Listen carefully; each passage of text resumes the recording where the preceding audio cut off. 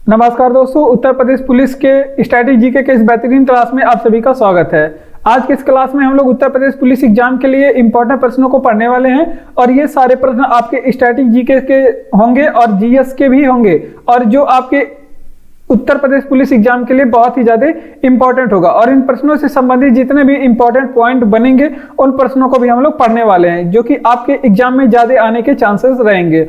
और ये सारे प्रश्न बार बार एग्जामों में पूछे जाते हैं, तो ये आपके लिए अति महत्वपूर्ण प्रश्न है। ठीक, तो आप लोग हमारे साथ बने रहिएगा अंत तक और इसी क्लास में ये सारे प्रश्न का रिवीजन, इन सारे प्रश्नों का रिवीजन भी करा दिया जाएगा, तो आप लोगों को याद करने की भी टेंशन नहीं है। तो देखिए, तो ये हमारा 23 नंबर का क्लास है। अगर आपको ये क्लास आप लोग नहीं देखें तो आप लोग इसे जाकर के चैनल पे अपलोड है, आप लोग जीएस बाय आकाश चैनल पर जाकर इसे देख लीजिए। तो अगला क्लास है हमारा 24 नंबर का।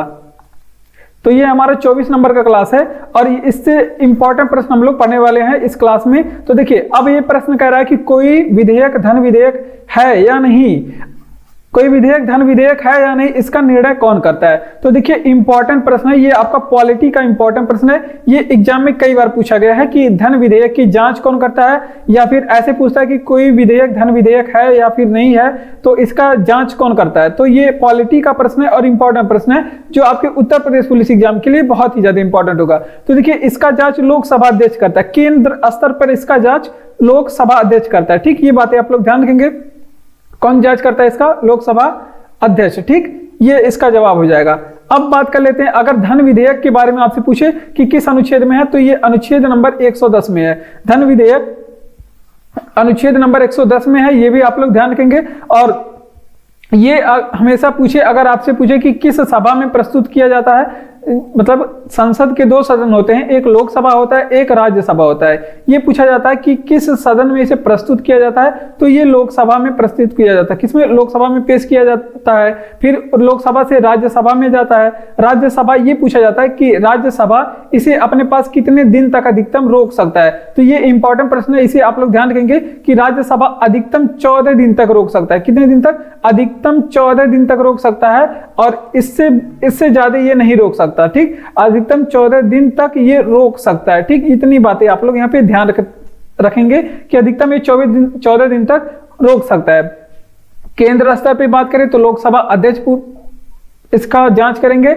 अगर आपसे पूछे कि वहीं पे राज्य स्तर पर जांच धन विधेयक का कौन करता है, ठीक, अगर आपसे पूछे कि राज्य स्तर पर धन विधेयक की जांच कौन करेगा, तो राज्य स्तर पर धन विधेयक की जांच करता है राज्यसभा। क्या होता है यहाँ पे? राज्य में विधानसभा होता है, तो यहाँ पे जांच विधानसभा अध्यक्ष करेंगे। कौन?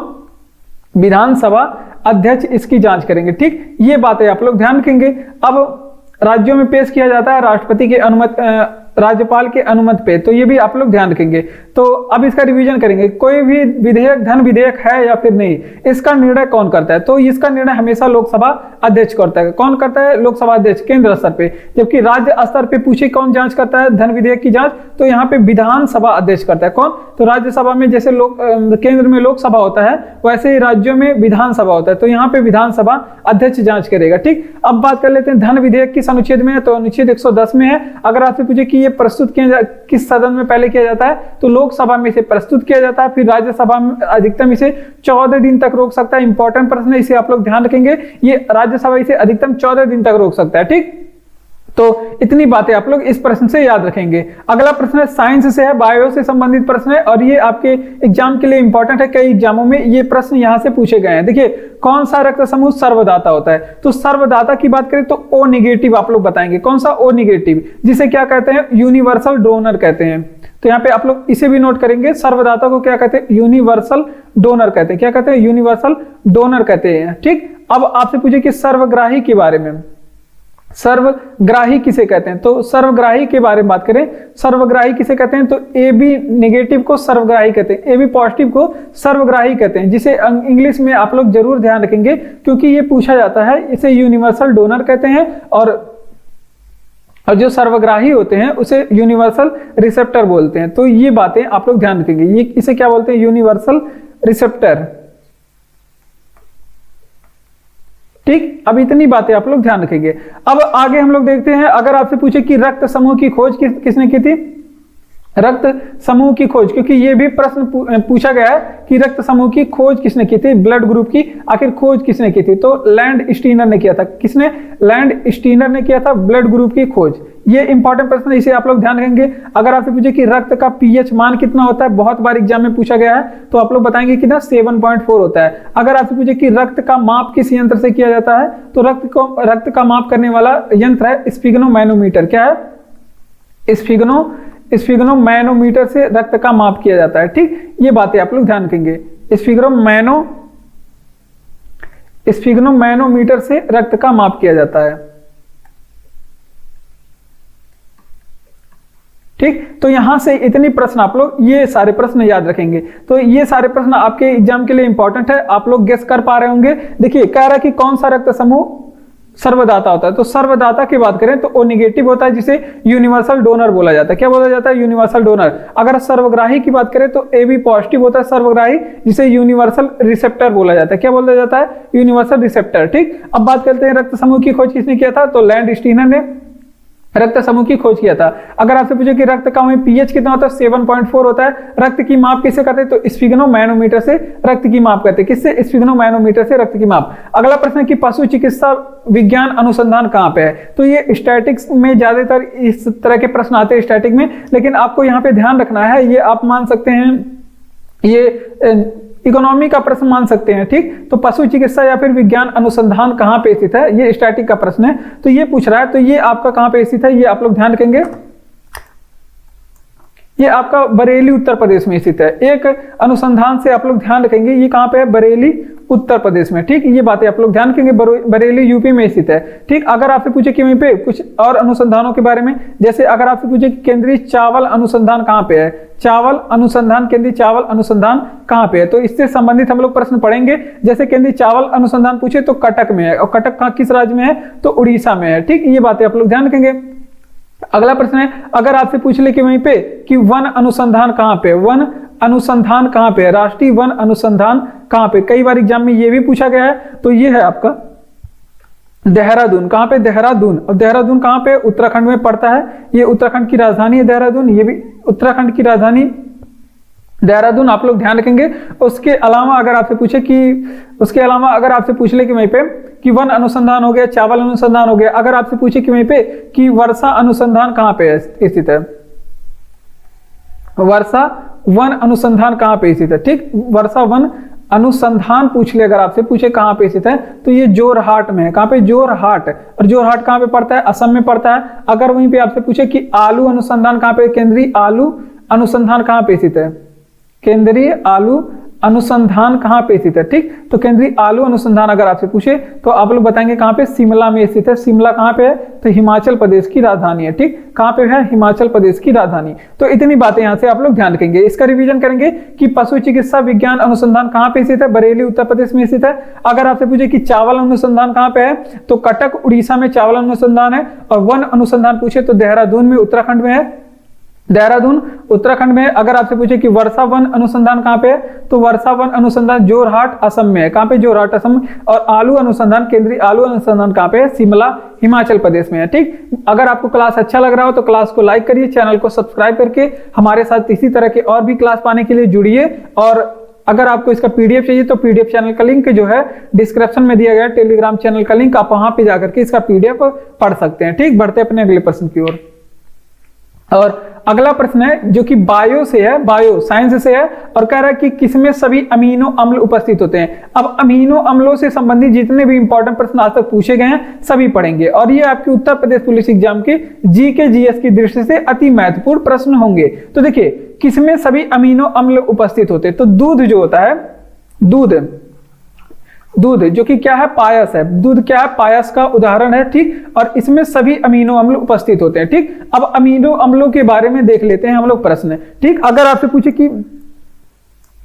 पूछे कि एंजाइम का निर्माण किससे होता है, एंजाइम का निर्माण अगर आपसे पूछ ले कि किससे होता है, तो एंजाइम का निर्माण आप लोग हमेशा याद रखेंगे कि ये अमीनो अम्लों से होता है। किससे?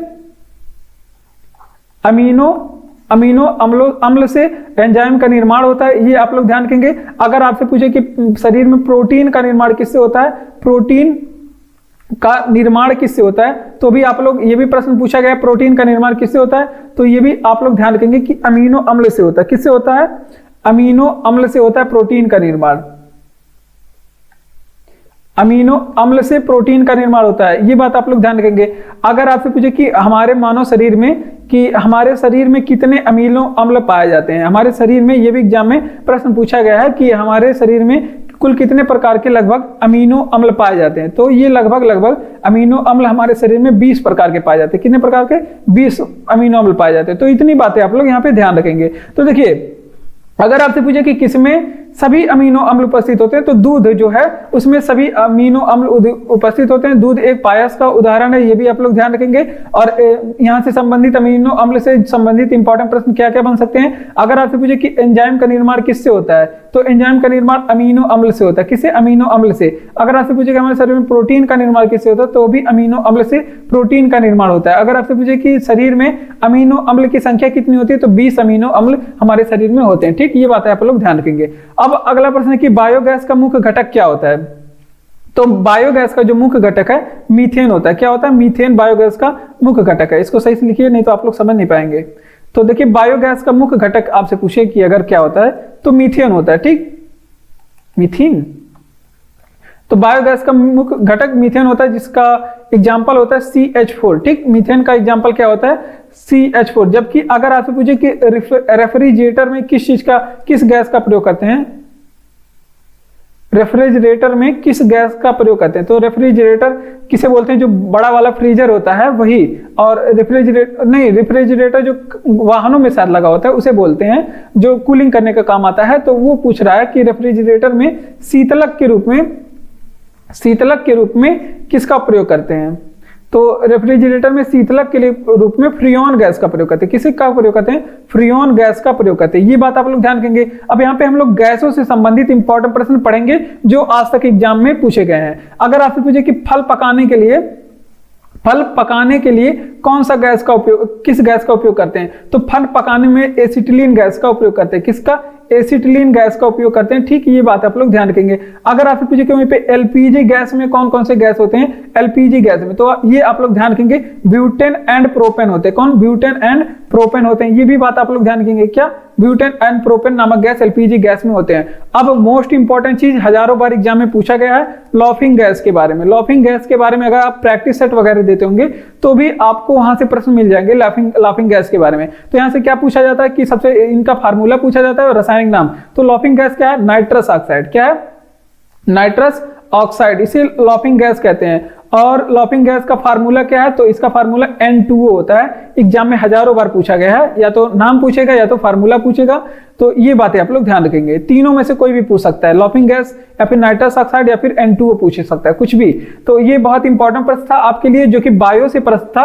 बायोगैस वाला जो है ये कहाँ का है? ये केमिस्ट्री का, ज्यादा ये गैस वगैरह केमिस्ट्री में होते हैं, तो एक केमिस्ट्री का प्रश्न था। ये आप लोग ध्यान रखेंगे। टोटल कुल मिला के साइंस का प्रश्न था और ये पुलिस एग्जाम के लिए इंपॉर्टेंट था। देखिए, बायोगैस का मुख्य घटक क्या है, तो बायो का मुख्य घटक बायोगैस का मीथेन है। ठीक, सीएनजी में पूछे तो भी यहाँ पे मीथेन गैस का प्रयोग किया जाता है। ठीक, रेफ्रिजरेटर में किस गैस का प्रयोग किया जाता है, तो उसमें शीतलक के लिए, कूलिंग के लिए फ्रीऑन गैस का प्रयोग किया जाता है। जबकि फलों को पकाने के लिए हम लोग एसिटिलीन गैस का प्रयोग करते हैं। और एलपीजी में कौन से गैस होते हैं, तो इसमें दो गैस आप लोग ध्यान रखेंगे, butane and propane gas LPG gas में होते हैं। ठीक, और लॉफिंग गैस किसे कहते हैं, तो नाइट्रस ऑक्साइड को, N2O को लॉफिंग गैस कहते हैं।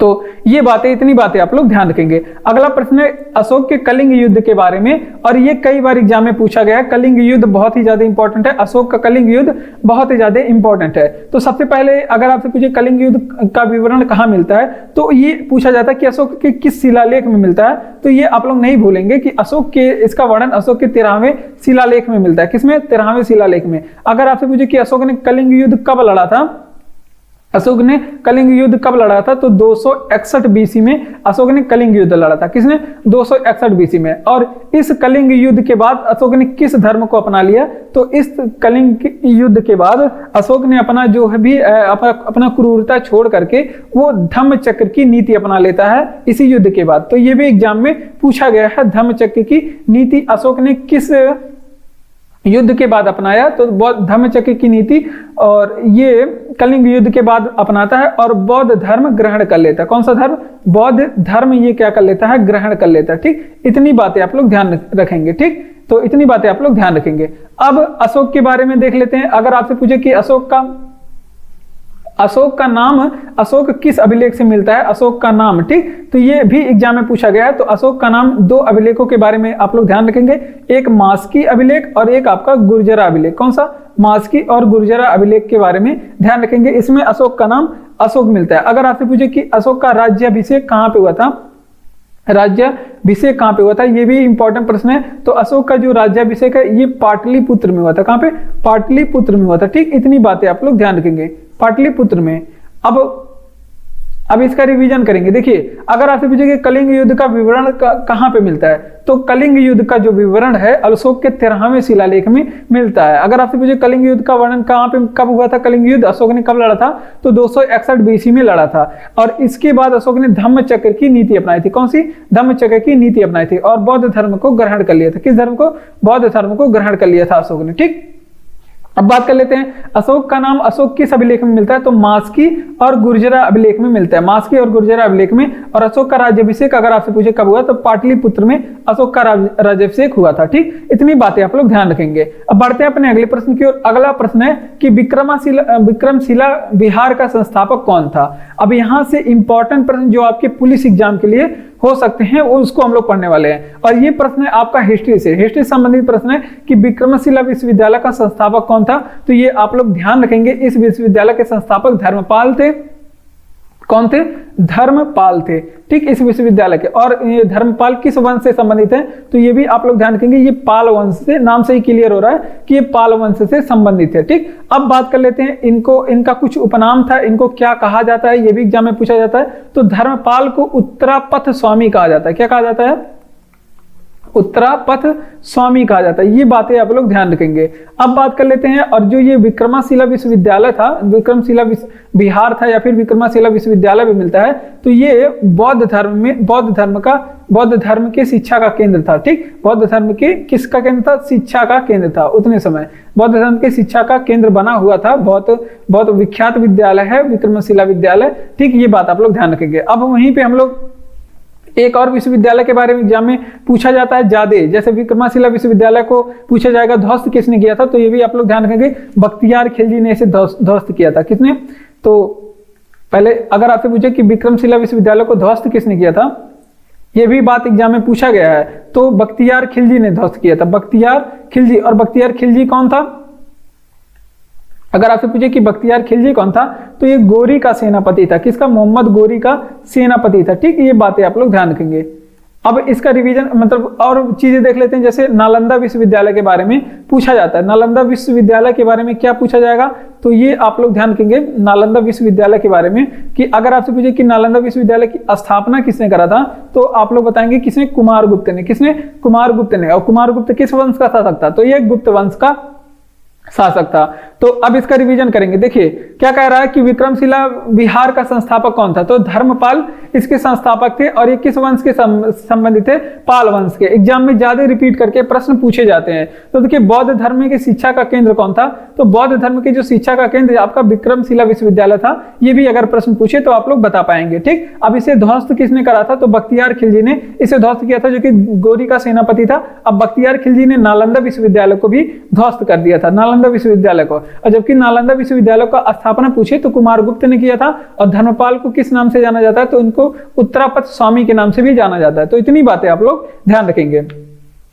अगला प्रश्न है हमारा, कह रहा है कि कृष्णदेवराय ने किस नगर की स्थापना की, और ये भी इंपॉर्टेंट प्रश्न है। और कृष्णदेवराय से संबंधित जितने भी इंपॉर्टेंट प्रश्न आज तक एग्जाम में पूछे गए हैं उन सभी प्रश्नों को हम लोग पढ़ते हैं। ठीक, तो देखिए कृष्णदेवराय की एक रचना भी है जिसे आमुक्त माल्यदा भी बोलते हैं, वो भी एग्जाम में पूछा जाता है। ठीक, तो कृष्णदेवराय से संबंधित प्रश्न हम लोग पढ़ते हैं। अगर आपसे पूछेगा कि कृष्णदेवराय ने किस नगर की स्थापना की, तो नगर पूछे तो आप लोग बताएंगे नागलापुर को। नागलापुर की इसने स्थापना की थी। कृष्णदेवराय ने नागलापुर का स्थापना किया था। और कृष्णदेवराय को क्या कहा जाता है, इन्हें आंध्र भोज कहा जाता है। ये भी एग्जाम में पूछा जा सकता है, क्योंकि पूछा भी गया है। तो इनके शासक को आंध्र भोज कहा जाता है, तो कृष्णदेवराय को इन्हें आंध्र भोज कहा जाता है। ठीक, ये बातें आप लोग ध्यान रखेंगे। अब इन्होंने कुछ मंदिरों का निर्माण करवाया था, जो कि एग्जाम में पूछा जाता है कि विट्ठल मंदिर का निर्माण किसने करवाया था। विट्ठल मंदिर एंड हजारा स्वामी मंदिर का निर्माण किसने कराया था। हजारा स्वामी मंदिर, ये दोनों इन दोनों मंदिर का निर्माण किसने करवाया था। तो इन दोनों मंदिर का निर्माण आप लोग ध्यान रखेंगे किसने करवाया था। तो इसका निर्माण कृष्णदेव राय ने करवाया था। किसने? कृष्णदेव राय ने करवाया था। अब कृष्णदेव राय के बारे में इनकी एक रचना है जो कि एग्जाम में पूछी जाती है। तो आमुक्त माल्यदा अगर आपसे पूछे किसकी रचना है, आमुक्त माल्यदा किसकी रचना है, तो ये कृष्णदेव राय की रचना है, आमुक्त माल्यदा। ठीक, ये बातें आप लोग ध्यान रखेंगे। अब कृष्णदेव राय के दरबार में अष्टदिग्गज रहते थे। इनके दरबार में आप लोग ध्यान रखेंगे अष्टदिग्गज रहते थे, जो कि 8 तेलुगु कवि थे, उन्हें अष्टदिग्गज कहा जाता है। तो ये भी आप लोग ध्यान रखेंगे, अष्टदिग्गज इनके दरबार में रहते थे। ठीक, ये बातें आप लोग ध्यान रखेंगे। अब पूछा गया अगर नवरत्न किसके दरबार में रहते थे, तो वो आप लोग जानते हैं कि नवरत्न जो है। और फिर अगर आपसे पूछेगा कि वहां पे नवरत्न के बारे में पूछ लिए, अगर आपसे पूछे कि अष्टप्रधान किसकी, अगर आपसे पूछे कि अष्टदिग्गज किसके दरबार में रहते थे, तो आप लोग बताएंगे कृष्णदेव राय के दरबार में। ठीक, कृष्णदेव राय के दरबार में अष्टदिग्गज रहते थे। अगर आपसे पूछे कि किसकी दरबार जो है अष्टप्रधान थी, तो अगर अष्टप्रधान पूछेगा तो आप लोग शिवाजी के बारे में बताएंगे। तो अगला प्रश्न है कि कृष्णदेव राय ने किस नगर की स्थापना की, तो नागलापुर की स्थापना की थी। और कृष्णदेव राय को आंध्र भोज भी कहा जाता है। और विट्ठल मंदिर और हजारा स्वामी मंदिर का निर्माण कृष्णदेव राय ने करवाया था। और इनकी एक रचना है आमुक्त माल्यदा, जो कि एग्जाम में हजारों बार पूछी गई है। और इनके दरबार में अष्टदिग्गज रहते थे, ये भी आप लोग ध्यान रखेंगे, ये भी एग्जाम में पूछा गया है, जो कि तेलुगु कवि थे। ठीक, 8 तेलुगु कवि थे। जहांगीर ने किस कला को संरक्षण दिया, तो जहांगीर ने किस कला को संरक्षण दिया, तो इन्होंने चित्रकारी को संरक्षण दिया। किसका? इन्होंने चित्रकारी को संरक्षण दिया था, यानी कि बढ़ावा दिया था। यानी कि अब जहांगीर का जो शासन काल था ना, जहांगीर का जो कार्यकाल है, जहांगीर का कार्यकाल, उसे चित्रकला का स्वर्णकाल कहा जाता है। उसे क्या कहा जाता है? चित्रकला का स्वर्णकाल। ये भी एग्जाम में हजारों बार पूछा गया है। उसे चित्रकला का स्वर्णकाल कहा जाता है, क्योंकि इनके समय में ना जो चित्रकला थी वो आपके चरमोत्कर्ष पे थी। किस पे थी?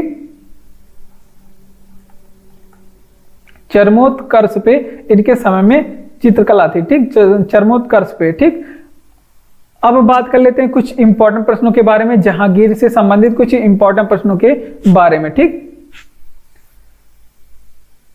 तो यहां पे चरमोत्कर्ष ऐसे रहेगा, इसको सही से लिख लेते हैं। अब जहांगीर के बारे में चित्रकला से संबंधित पहले हम लोग प्रश्न देखते हैं। जैसे अगर आपसे पूछे कि इनके समय में चित्रकला किस पे था? चरमोत्कर्ष पे। चरमोत्कर्ष, इनके समय में चित्रकला अपने चरमोत्कर्ष पे था। अब चित्रकारी के बारे में कुछ चीजें अगर आपसे पूछे कि मिथिला पेंटिंग,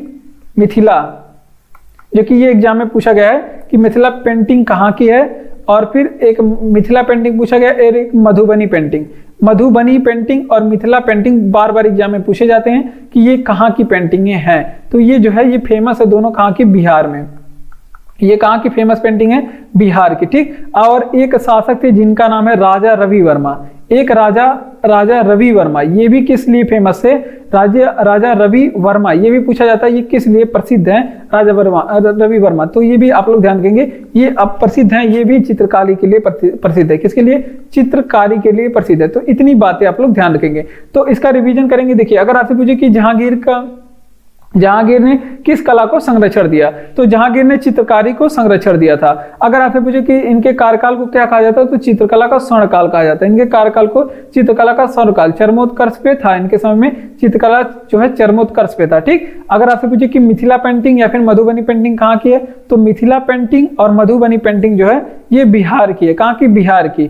अगर राजा रवि वर्मा प्रसिद्ध है किस लिए? तो चित्रकारी के लिए प्रसिद्ध है। किसके लिए? चित्रकारी के लिए। इतनी बातें आप लोग यहाँ से ध्यान रखेंगे। बढ़ते अपने अगले प्रश्न की ओर। अगला प्रश्न कि सल्तनत काल में किसने अपनी राजधानी सर्वप्रथम दिल्ली से स्थानांतरण किया? तो देखिए दिल्ली स्थानांतरण की थी। तो सल्तनत काल की बात करें तो सल्तनत काल की बात करें तो सबसे पहला काल कौन था? आपका गुलाम वंश, जिसे दास वंश या फिर मामलुक वंश भी बोलते हैं। तो उसका शासक था इल्तुतमिश। इसका क्या नाम था?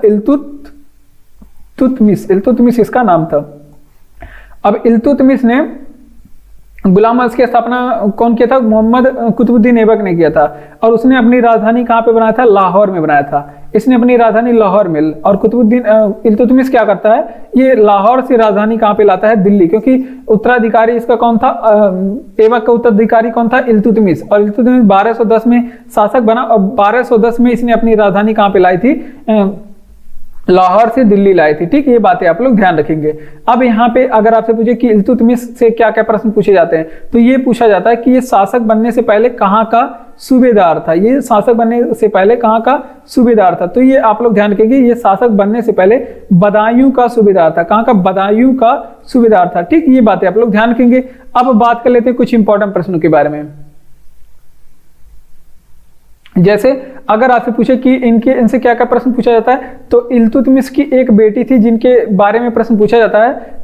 या तो ऐसे प्रश्न पूछा जाएगा कि रजिया सुल्तान किसकी बेटी थी, या तो पूछा जाएगा कि इल्तुतमिश के रजिया सुल्तान के पिता का नाम क्या था। ठीक, ये बातें आप लोग ध्यान रखेंगे। या फिर पूछा जाता है कि इल्तुतमिश की बेटी का क्या नाम था। तो इस तरह का प्रश्न पूछा जाता है रजिया सुल्तान के बारे में। तो ये कौन थी? तो रजिया सुल्तान इनकी बेटी थी। तो ये बात आप लोग ध्यान रखेंगे, रजिया सुल्तान इल्तुतमिश की बेटी थी और ये भी शासक बनी थी। पहली महिला शासिका है, भारत की पहली महिला शासिका रजिया सुल्तान है। ठीक, ये बातें आप लोग ध्यान रखेंगे। अब इल्तुतमिश के कुछ कार्य फेमस हैं जो कि ये आप लोग को ध्यान रखना चाहिए। इल्तुतमिश के क्या कार्य हैं? तो इन्होंने इक्ता प्रथा का शुरुआत की था। इक्ता प्रथा शुरू आपसे पूछे कि किसने किया था, तो इल्तुतमिश ने किया था। उसके अलावा अगर आपसे पूछे कि शुद्ध अरबी सिक्के जारी किसने किया था, शुद्ध अरबी सिक्के जारी किसने किया था, तो ये सिक्के जारी किया था शुद्ध अरबी सिक्के इल्तुतमिश ने। और इसके अलावा अगर आपसे पूछे कि एक संघ के निर्माण किया था इसने, चालीसा संघ का, तो ये अगर आपसे पूछे कि चालीसा संघ का स्थापना किसने किया था, चालीसा संघ की स्थापना किसने किया था, तो ये भी इल्तुतमिश ने किया था। तो इतनी बातें इल्तुतमिश से याद रखेंगे। जैसे अगर आपसे पूछे कि सल्तनत काल में किसने अपनी राजधानी दिल्ली से स्थानांतरित की थी, तो सल्तनत काल की पहली राजधानी, सल्तनत काल में नहीं, गुलाम वंश की पहली राजधानी कहाँ हुआ करती थी, लाहौर, और लाहौर से ये लाया था दिल्ली में। ठीक, ये बातें आप लोग ध्यान रखेंगे। अब बात कर लेते हैं कि अगर आपसे पूछे कि इसका जवाब क्या होगा, इल्तुतमिश होगा।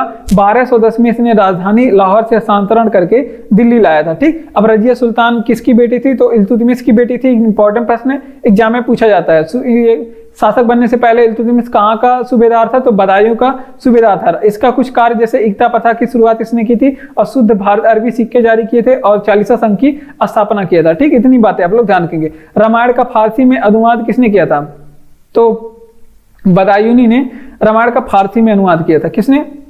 बदायूनी ने फारसी में अनुवाद किया था। ठीक, रामायण का फारसी में अनुवाद बदायूनी ने किया था। अगर आपसे पूछे कि कुछ अनुवादकों के बारे में पूछ लेते हैं, जैसे कुछ अनुवाद हुए थे। जैसे अगर आपसे पूछेगा कि भगवत पुराण का अनुवाद किसने किया था, भगवत पुराण का अनुवाद किसने किया था, तो इसके अनुवाद राजा टोडरमल ने किया था। किसने?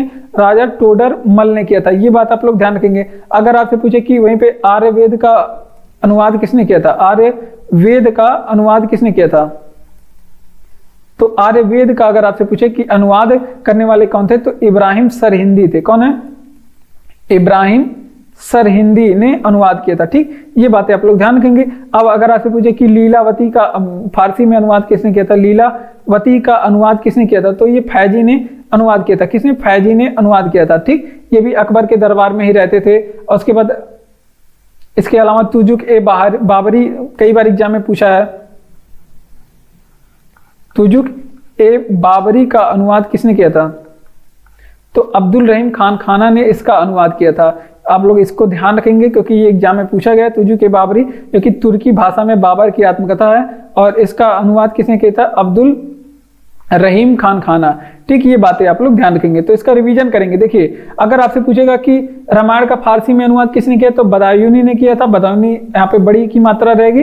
अगर आपसे पूछे कि कुछ और ग्रंथ और उनके अनुवादक के नाम, जैसे भगवत पुराण का अनुवाद किसने किया था, तो राजा टोडरमल ने। आप लोग इसको ध्यान रखना है। अगर आपसे पूछे कि आयुर्वेद का अनुवाद किसने किया था, तो इब्राहिम सरहिंदी ने आयुर्वेद का अनुवाद किया था। हमारा सबसे नवीनतम वेद आयुर्वेद है। अगर आपसे पूछे कि वहीं पे लीलावत, अथर्ववेद है यार, ये अथर्ववेद, ठीक। आर्यवेद तो जो आपका ऋग्वेद है उसके ब्राह्मण ग्रंथ है, ठीक। ये बातें आप लोग ध्यान रखेंगे। अगर आपसे पूछे कि लीलावती का अनुवाद किसने किया था, फैजी। तुजू के बाबरी का अनुवाद किसने किया था, अब्दुल रहीम ने किया था, ठीक, अब्दुल रहीम ने, ठीक। उपवेद तो ब्रह्मवेद नहीं, उपवेद है, ठीक। ऋग्वेद के उपवेद का नाम क्या है, आर्यवेद है, ठीक। अगला प्रश्न है कि सर्वेंट ऑफ इंडिया सोसाइटी के संस्थापक कौन है, तो इसके स्थापना गोपाल कृष्ण गोखले ने किया था। गोपाल कृष्ण गोखले ने इसकी स्थापना किया था। अब गोपाल कृष्ण गोखले ने सर्वेंट्स ऑफ इंडिया सोसाइटी की स्थापना कब किया, तो इसकी स्थापना हुई थी 1905 में। कब हुई थी, इसकी स्थापना हुई थी 1905 में। अगर आपसे पूछे कि इसकी स्थापना कहाँ पे हुई थी, कब हुई थी, तो अगर आपसे पूछे कि सर्वेंट ऑफ इंडिया सोसाइटी की स्थापना कहाँ पे हुई थी, तो ये पुणे में हुई थी। कहाँ पे, पुणे। अब पुणे कहाँ पे पड़ता है, आप लोग भली बात ही जानते हैं, कई बार बताया भी गया, महाराष्ट्र में पड़ता है। कहाँ पे, महाराष्ट्र में, ठीक। इतनी बातें आप लोग ध्यान रखेंगे। और गोपाल कृष्ण गोखले के उपनाम एक है, इन्हें क्या कहा जाता है, इन्हें भारत का हीरा कहा जाता है। गोपाल कृष्ण गोखले को क्या कहा जाता है, भारत का हीरा कहा जाता है। ये बातें आप लोग ध्यान रखेंगे, इन्हें भारत का हीरा कहकर संबोधित किया जाता है, ठीक। अब बात कर लेते हैं, अगर आपसे पूछे कि भारत का हीरा, गोपाल कृष्ण गोखले को भारत का हीरा किसने कहा था, यहाँ पे लिखेंगे। अगर आपसे पूछे कि गोपाल कृष्ण गोखले को भारत का हीरा किसने कहा था, तो ये भी आप लोग ध्यान रखेंगे, इनको बाल गंगाधर तिलक ने, बाल गंगाधर तिलक ने कहा था, जिसे शॉर्ट फॉर्म में बीजी तिलक बोलते हैं। इन्होंने इन्हें क्या कहा था, भारत का हीरा कहा था, ठीक। और गोपाल कृष्ण गोखले, तो इतनी बातें आप लोग ध्यान रखेंगे। इनके गुरु थे गोविंद रानाडे, जो कि ये महात्मा गांधी के भी राजनीतिक गुरु थे, गोपाल कृष्ण गोखले। ये सारी बातें आप लोग ध्यान रखेंगे। देखिए, अगर आपसे पूछे कि सर्वेंट्स ऑफ इंडिया सोसाइटी की स्थापना किसने किया था, तो इसकी स्थापना गोपाल कृष्ण गोखले ने किया था 1905 में। अगर आपसे पूछे कहाँ पे स्थापना हुई थी, महाराष्ट्र पुणे में इसकी स्थापना हुई थी, ठीक। अगर आपसे पूछे कि गोपाल कृष्ण गोखले को क्या कहा जाता है, तो इन्हें भारत का हीरा कहा जाता है। क्या कहा जाता है, भारत का हीरा, जो कि गांधी के राजनीतिक गुरु थे। अगर आपसे पूछे कि इन्हें भारत का हीरा किसने कहा था, तो ये आप लोग ध्यान रखेंगे, भारत का हीरा इन्हें बाल गंगाधर तिलक ने कहकर संबोधित किया। बढ़ते हैं अपने अगले प्रश्न की ओर। अगला प्रश्न है कि अंग्रेजों ने रैयतवाड़ी व्यवस्था सर्वप्रथम कहां प्रारंभ की, तो अंग्रेजों ने सबसे पहले रैयतवाड़ी व्यवस्था जो है मद्रास प्रेसिडेंसी में शुरू की थी। कहां पे, मद्रास प्रेसिडेंसी में शुरू की थी, ठीक। ये बातें आप लोग ध्यान रखेंगे। अब बात कर लेते हैं कुछ इंपॉर्टेंट प्रश्नों के बारे में। जैसे अगर आपसे पूछे कि मद्रास प्रेसिडेंसी में, अगर आपसे पूछे कि जो रैयतवाड़ी व्यवस्था थी या फिर कोई भी महालवाड़ी व्यवस्था, कोई भी व्यवस्था जो अंग्रेजों की थी, वो क्यों शुरू किए जाते हैं, ताकि राजस्व का क्या हो जाए, भू राजस्व को इकट्ठा करने के लिए, ठीक। भू राजस्व को क्या करने के लिए, भू राजस्व को संग्रहित करने के लिए या फिर संग्रहण करने के लिए ये व्यवस्था शुरू की जाती थी, ठीक। ये बातें आप लोग ध्यान रखेंगे। अगर आपसे पूछे कि भारत में रैयतवाड़ी व्यवस्था की शुरुआत कब हुई थी, तो इसकी शुरुआत 1920 में हुई थी। अगर आपसे पूछे कि रैयतवाड़ी व्यवस्था के यहाँ पे जन्मदाता कौन है, अगर आपसे पूछे कि रैयतवाड़ी व्यवस्था के जन्मदाता कौन है, तो टॉमस मुनरो एंड रीड है। कौन है, टॉमस मुनरो एंड रीड है, ठीक। ये बातें आप लोग ध्यान रखेंगे, टॉमस मुनरो और रीड ने रैयतवाड़ी व्यवस्था की शुरुआत की थी। अब इसका रिवीजन कर लेते हैं। जैसे अगर आपसे पूछे कि अंग्रेजों ने रैयतवाड़ी व्यवस्था सर्वप्रथम कहां पर प्रारंभ की थी, तो अंग्रेजों ने सबसे पहले रैयतवाड़ी व्यवस्था मद्रास प्रेसिडेंसी में शुरू किया था, ठीक। अगर आपसे पूछे कि रैयतवाड़ी व्यवस्था को क्यों शुरू किया गया था, क्योंकि भू राजस्व को संग्रहण करने के लिए इस व्यवस्था को शुरू किया गया था। और शुरुआत कभी थी 1920 में, ठीक। और अगर आपसे पूछे कि रैयतवाड़ी व्यवस्था की जन्मदाता कौन है, टॉमस मुनरो और रीड है रैयतवाड़ी व्यवस्था के जन्मदाता। निजामुद्दीन औलिया का जन्म कहां पे हुआ था, तो निजामुद्दीन औलिया का जन्म बदायूं में हुआ था। कहां पे हुआ था, बदायूं में निजामुद्दीन औलिया का जन्म हुआ था। बदायूं कहां पे पड़ता है, उत्तर प्रदेश में अपने है, और उत्तर प्रदेश में। अगर आपसे पूछे कि निजामुद्दीन औलिया के बारे में, अगर आपसे पूछे कि कौन है, तो ये निजामुद्दीन औलिया एक सूफी संत हैं। इन्होंने एक संप्रदाय की स्थापना की थी, ठीक। अगर आपसे पूछे कि इन्होंने स्थापना किस चीज की है, इन्होंने स्थापना किस चीज की है? तो ये आपका चिश्ती संप्रदाय की स्थापना की थी। किसकी? निजामुद्दीन औलिया ने भारत में चिश्ती संप्रदाय की स्थापना की। तो ये भी बात आप लोग ध्यान रखेंगे। और निजामुद्दीन औलिया जो थे, ये निजामुद्दीन औलिया के बारे में हम लोग लिखेंगे। तो ये कौन थे? ये अमीर खुसरो के गुरु थे। तो ये भी पॉइंट आप लोग ध्यान रखेंगे। ये अमीर खुसरो के अगर आपसे पूछे कि गुरु कौन थे, तो अमीर खुसरो के गुरु थे निजामुद्दीन औलिया। और इनका जन्म कहाँ पे हुआ था अमीर खुसरो का? ये भी पूछा जाता है। तो इनका जन्म पटियाली में हुआ था। कहाँ पे? पटियाली, उत्तर प्रदेश में हुआ था। अब बात कर लेते हैं कुछ और इंपॉर्टेंट प्रश्नों के बारे में।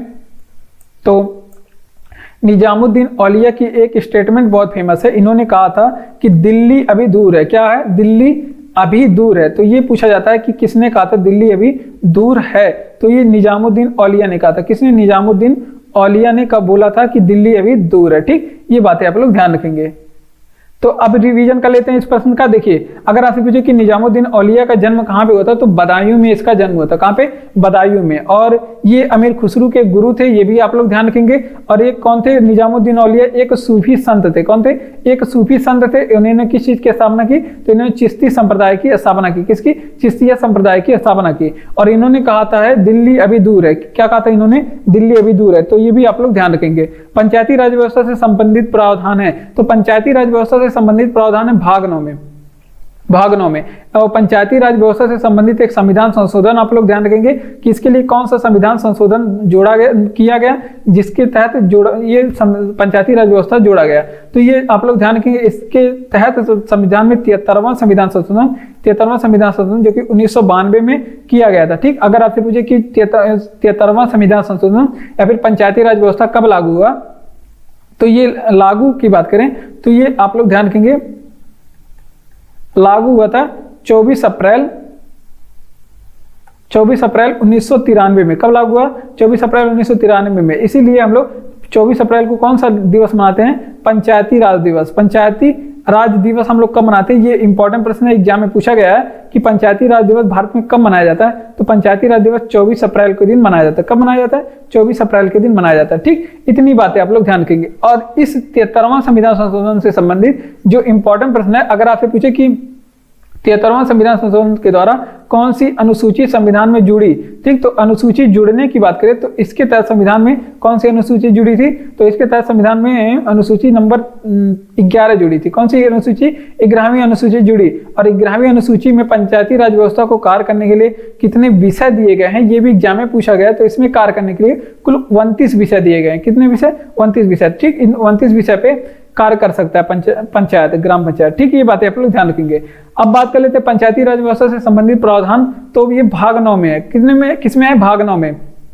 अब बात कर लेते हैं, अगर आपसे पूछे कि इसके लिए संविधान में कौन सा संशोधन किया गया, तो इसके लिए संविधान में 73वां संविधान संशोधन जो कि 1992 में किया गया था। और ये लागू कब हुआ? तो 24 अप्रैल 1993 को ये लागू हुआ। ठीक, ये बातें आप लोग ध्यान रखेंगे। अब पंचायती राज दिवस कब मनाते हैं? जो कि 24 अप्रैल को ये लागू हुआ था। तो इसी वजह से हम लोग 24 अप्रैल को पंचायती राज दिवस मनाते हैं। और इसके तहत संविधान में कौन सी अनुसूची जुड़ी? 73वें संविधान संशोधन के द्वारा। तो इसके तहत संविधान में 11वीं अनुसूची जुड़ी। और 11वीं अनुसूची में पंचायती राज को कार्य करने के लिए 29 विषय दिए गए हैं। ठीक, 11वीं अनुसूची 12वीं अनुसूची में नगर पालिका उसको कार्य करने के लिए 18 विषय दिए गए हैं। दोनों इंपॉर्टेंट प्रश्न है, एग्जाम में पूछा गया है। ठीक, अगर आपको क्लास अच्छा लग रहा है तो चैनल को सब्सक्राइब करिए, वीडियो को लाइक करिए और अपने दोस्तों तक भी शेयर करिए। कमेंट करके बताइए कि ये वीडियो आपको कैसा लग रहा है। पीडीएफ आपको टेलीग्राम चैनल पे मिलेगा और लिंक डिस्क्रिप्शन में इसका दिया गया है। बढ़ते हैं हम लोग अपने अगले प्रश्न की ओर, जो कि पंचायती राज व्यवस्था से संबंधित है। और पंचायती राज व्यवस्था से संबंधित है और ये एग्जाम के लिए आपके इंपॉर्टेंट प्रश्न है, क्योंकि पंचायती राज व्यवस्था, नगर पालिका, सहकारी समितियां, यहाँ से प्रश्न एग्जाम में जरूर पूछे जाते हैं। तो प्रश्न कह रहा है कि भारत में पंचायती राज व्यवस्था का शिल्पी किसे कहा जाता है? तो पंचायती राज व्यवस्था के लिए एक समिति बनाई गई थी जिसका नाम था बलवंत राय मेहता समिति। और पंचायती राज व्यवस्था के बलवंत राय मेहता समिति के अध्यक्ष थे बलवंत राय मेहता। तो इन्हें ही कहा जाता है पंचायती राज व्यवस्था का शिल्पी। तो यहाँ पे इसका आंसर आप लोग नोट करेंगे, कौन थे? तो ये आप लोग ध्यान रखेंगे, बलवंत बलवंत राय मेहता इसके क्या थे, शिल्पी थे। ठीक, ये प्रश्न एग्जाम में पूछा गया है कि पंचायती राज व्यवस्था के शिल्पी कौन थे, तो बलवंत राय मेहता इसके शिल्पी हैं। ठीक, ये बातें आप लोग ध्यान रखेंगे। और बलवंत राय मेहता समिति के बारे में भी आप लोग ध्यान रखेंगे, यहीं पे लिख लेते हैं। बलवंत राय मेहता समिति के बारे में अगर बात करें तो बलवंत राय मेहता की समिति की अगर आपसे पूछे कि गठन कब हुआ था, तो इसका गठन हुआ था बलवंत राय मेहता की समिति के 1957 में। और इन्होंने अपनी रिपोर्ट में क्या दिया, इन्होंने अपना रिपोर्ट प्रस्तुत किया और अपने रिपोर्ट में 3 स्तर पे पंचायती राज व्यवस्था की मांग की। कितने स्तर पे, 3 स्तर पे। तो ये भी आप लोग ध्यान रखेंगे, 3 स्तर पे ये मांग की थी। और ये भी एग्जाम में प्रश्न पूछा गया कि कितने स्तर पे मांग हुई थी, तो 3 स्तर पे। एक है आपका जिला स्तर पे, ये बात आप लोग ध्यान रखेंगे, जिला स्तर पे बात हुई थी। और एक आपका ग्राम स्तर पे पंचायती राज व्यवस्था की मांग, एक आपका ब्लॉक स्तर पे। ठीक, ये बातें आप लोग ध्यान रखेंगे। ये तीनों प्रश्न, ये जितने भी प्रश्न यहाँ पे लिखे हैं सारे इंपॉर्टेंट है। अगर आपसे पूछे कि पंचायती राज व्यवस्था को सर्वप्रथम शुरू कहाँ पे किया गया था, सर्वप्रथम की बात करें, पंचायती राज व्यवस्था सर्वप्रथम शुरू कहां से हुआ था, तो पंचायती राज व्यवस्था सबसे पहले शुरू हुआ था राजस्थान के नागौर से। कहां पे, नागौर। और नागौर कहां पे पड़ता है, राजस्थान में। ये एग्जाम में हजारों बार पूछा गया है। और कब शुरू हुआ था, 1959 में। ठीक, ये बातें आप लोग ध्यान रखेंगे। अगर प्रयोग पूछे कि पंचायती राज व्यवस्था का सर्वप्रथम प्रयोग कहां पे किया गया था, सर्वप्रथम प्रयोग कहां पे किया गया था, तो ये आप लोग ध्यान रखेंगे। अगर प्रयोग के बारे में पूछे तो प्रयोग आप लोग आंध्र प्रदेश में बताएंगे। कहां से, आंध्र प्रदेश में सबसे पहले पंचायती राज व्यवस्था को प्रायोगिक तौर पे लागू किया गया था। ठीक, ये बातें आप लोग ध्यान रखेंगे, तब इसका रिवीजन करेंगे। देखिए, अगर आपसे पूछे कि भारत में पंचायती राज व्यवस्था का शिल्पी किसे कहा जाता है, तो बलवंत राय मेहता को कहा जाता है। किसे, बलवंत राय मेहता को। इनकी अध्यक्षता में एक कमेटी बनाई गई थी जिसका नाम है बलवंत राय मेहता समिति, और इसका गठन हुआ था 1957 में। इंपॉर्टेंट है, 1957 में बलवंत राय मेहता कमेटी के गठन किया गया था।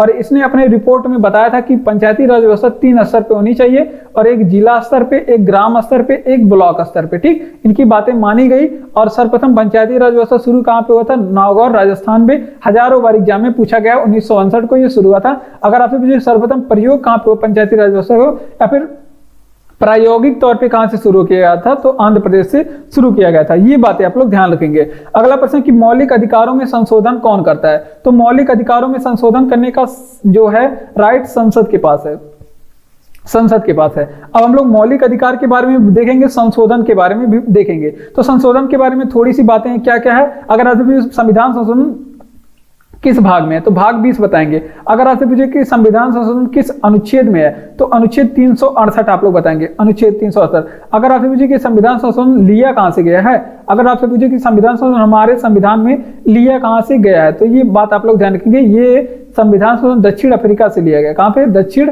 अफ्रीका कंट्री से लिया गया। ठीक, ये बातें आप लोग ध्यान रखेंगे, दक्षिण अफ्रीका से। तो ये संविधान संशोधन से संबंधित इंपॉर्टेंट प्रश्न थे जो हमने बताया। अब मौलिक अधिकारों के बारे में देख लेते हैं।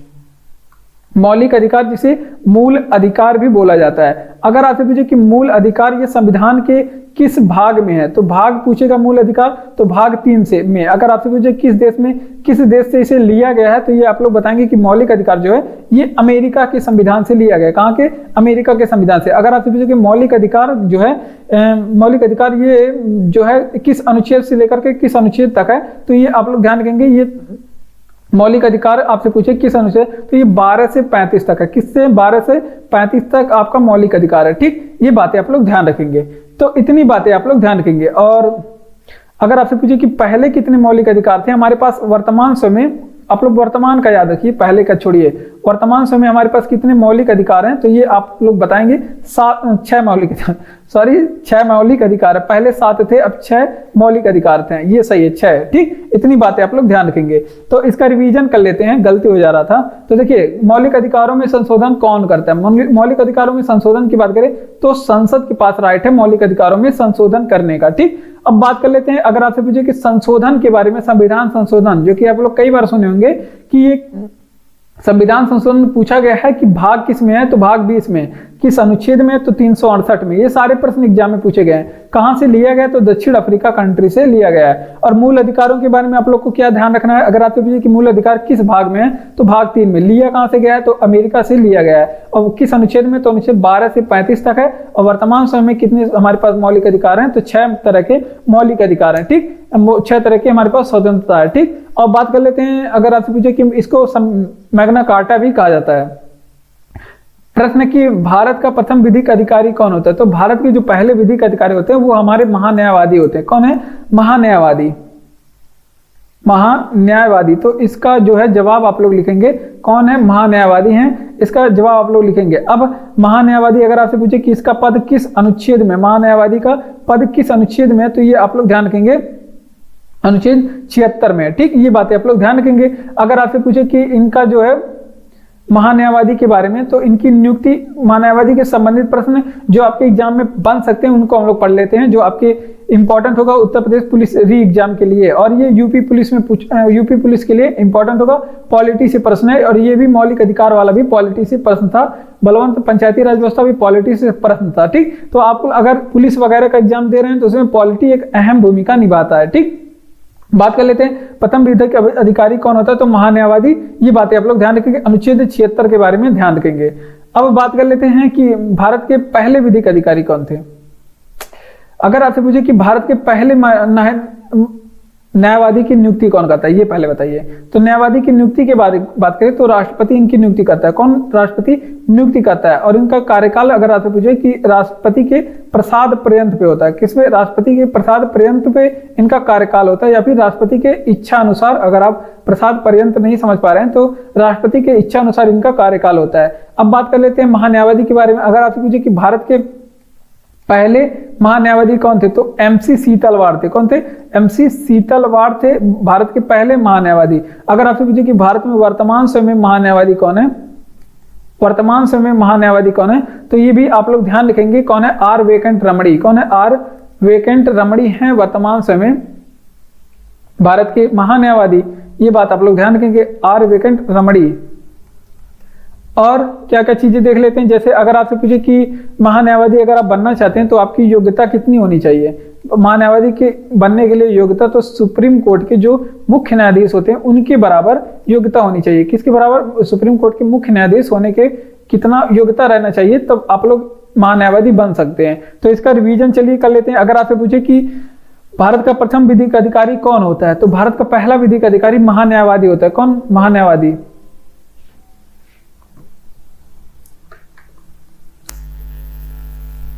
अगर आपसे पूछे कि भारत में महान्यायवादी की नियुक्ति कौन करता है, तो राष्ट्रपति महान्यायवादी की नियुक्ति, और इनका पद जो है राष्ट्रपति के प्रसाद पर्यंत पे होता है। अनुच्छेद 76 में महान्यायवादी के बारे में बताया गया है। ठीक, अगर आपसे पूछे कि भारत के पहले महान्यायवादी कौन थे, तो एमसी सीतलवाड़ है। अभी भी ये प्रश्न पूछा जाता है। और वर्तमान समय में भारत के महान्यायवादी कौन है, तो आर वेंकट रमणी है वर्तमान समय न्यायवादी। और महान्यायवादी बनने के लिए योग्यता कितनी होनी चाहिए, तो सुप्रीम कोर्ट के मुख्य न्यायाधीश के बराबर इसकी योग्यता होनी चाहिए। बढ़ते हैं अपने अगले प्रश्न की ओर। और अगला प्रश्न है कि वर्षा की मात्रा किस पर निर्भर करती है, और ये भी आपका साइंस से प्रश्न हो सकता है, तो देखिए, या फिर जियोग्राफी से प्रश्न हो सकता है। तो देखिए, वर्षा की मात्रा किस पर निर्भर करती है, और ये आपके उत्तर प्रदेश पुलिस के लिए अति महत्वपूर्ण प्रश्न है। यहाँ से वर्षा से संबंधित हम लोग पढ़ने वाले हैं। जैसे अगर आपसे पूछे कि वर्षा की मात्रा किस पर निर्भर करती है, किस पर डिपेंड करती है, तो वायुमंडल की नमी पर। तो ये भी आप लोग ध्यान रखेंगे। तो ये वायुमंडल की नमी पे सबसे ज्यादा निर्भर करती है, वायुमंडल की नमी पर निर्भर करती है। ठीक, ये बातें आप लोग ध्यान रखेंगे। अब वर्षा के बारे में बात कर लेते हैं। अगर आपसे पूछे क्या, अगर आपसे पूछे वर्षा के बारे में, तो जो भारत में कृत्रिम वर्षा कराई जाती है उसमें किस रसायन का प्रयोग किया जाता है, ये आप लोग सबसे पहले बताएंगे। कृत्रिम वर्षा में किस रसायन का प्रयोग किया जाता है, तो कृत्रिम जो वर्षा होता है उसमें सिल्वर आयोडाइड का प्रयोग किया जाता है। इसका सिल्वर आयोडाइड का प्रयोग किया जाता है। ठीक, ये बातें आप लोग ध्यान रखेंगे। अगर आपसे पूछे कि सर्वाधिक शुद्ध जल किसका होता है, सर्वाधिक शुद्ध जल, ये भी एग्जाम में पूछा गया है कि सर्वाधिक शुद्ध जल किस चीज का होता है, कहाँ पे सर्वाधिक शुद्ध जल होता है, कौन सा जल, तो ये वर्षा का जल जो होता है, वर्षा का जल जो होता है वो सर्वाधिक शुद्ध जल होता है। ठीक, ये बातें आप लोग ध्यान रखेंगे। अगर आपसे पूछे कि सर्दियों में वर्षा किसके कारण होती है, सर्दियों में वर्षा होने का कारण, भारत में जो सर्दियों में उत्तर भारत में वर्षा होती है, सर्दियों में वर्षा होने का कारण क्या होता है, तो पश्चिमी विक्षोभ के कारण भारत में सर्दियों में वर्षा होती है, पश्चिमी विक्षोभ के कारण। और ये भी एग्जाम में कई बार पूछा गया कि पश्चिमी विक्षोभ के कारण भारत में किस ऋतु में वर्षा होती है, तो ये भी आप लोग ध्यान रखेंगे, सर्दियों में वर्षा होती है। अब बात कर लेते हैं भारत में जो सर्वाधिक वर्षा है वो कहाँ पे होती है, विश्व में जो सर्वाधिक वर्षा वाला स्थान कहाँ पे है,